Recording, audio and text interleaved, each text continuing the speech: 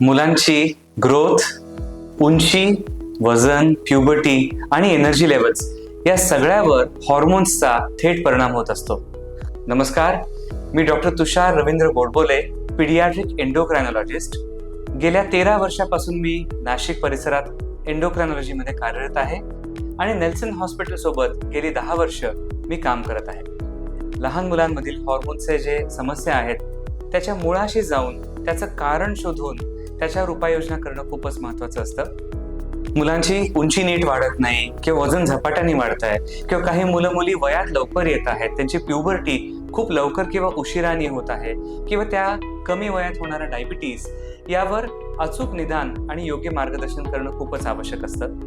प्रत्येक मुलाला किंवा मुलीला पर्सनलाइज्ड अटेन्शन देऊन अचूक रोगनिदान करून त्या मुलांना आणि त्यांच्या पालकांना एक निरोगी आणि आनंदी आयुष्य देणं हे माझं काम आहे.